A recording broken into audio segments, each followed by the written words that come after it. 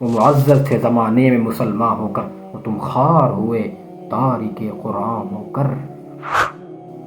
وہ قرآن کو سمجھنے والے کہاں گئے؟ وہ قرآن کو پڑھنے والے کہاں گئے؟ وہ قرآن کو اپنی زندگی میں لانے والے کہاں گئے؟ وہ قرآن کو ہر وقت اپنے سامنے رکھ کر زندگی کا معیار مقرر کرنے والے کہاں گئے؟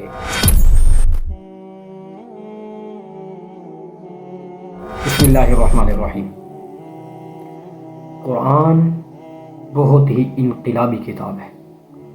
اگرچہ آپ رمضان کے آنے پر بہت خوش ہیں، لیکن اتنا یاد رکھیے کہ اللہ نے قرآن کے اندر شہر رمضان کی اہمیت خود اہمیت قرآن سے سمجھائی ہے۔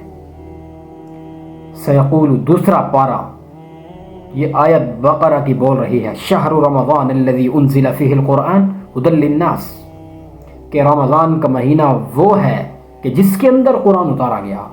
کیا سمجھ آ رہا ہے کہ اللہ اہمیت رمضان قرآن سے سمجھا رہے ہیں کہ لوگوں رمضان اس لیے اہم ہے کیونکہ اس کے اندر قرآن اتارا گیا۔ آج رمضان کے آنے پر تو خوش ہیں، لیکن مسلمان قرآن کو اپنی کتاب، اللہ کی کتاب، وحی کی کتاب ماننے پر خوش نہیں ہیں، اس کی تعلیمات کو فالو کرنے پر خوش نہیں ہیں۔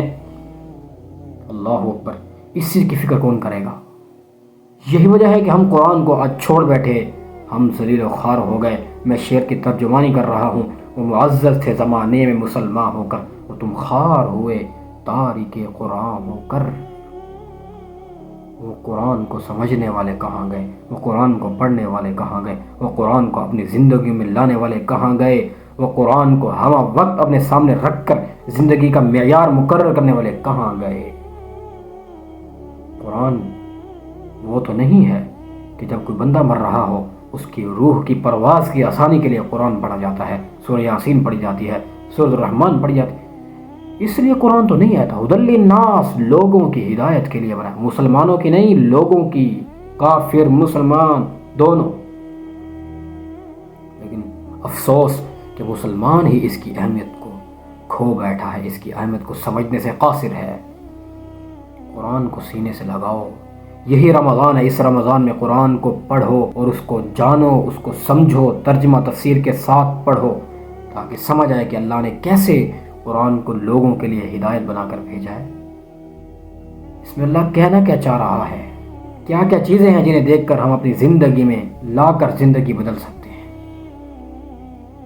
اس لیے قرآن کو اپنانا ہوگا۔ اس رمضان تو کوشش کیجیے کم سے کم کہ قرآن کو سمجھنا ہے، قرآن کو پڑھنا ہے، تراویح میں کھڑے ہو کر رمضان میں قرآن سننا ہے، وقت دیں، اللہ کو نیکیاں کریں، اس رمضان میں اپنے توبہ کے ساتھ اپنے آپ کو بخشوائیں اور اللہ کے حضور پیش ہوں کہ یا رب آئندہ کی زندگی معاف کر دے کہ گناہوں میں گزار دی، لیکن آئندہ کی زندگی جو بعد والی ہے انشاءاللہ تیرا بندہ بن کر گزاروں گا، قرآن کو سینے سے لگاؤں گا، پھر دیکھیے کہ زمانے میں عزت ہی عزت ہوگی۔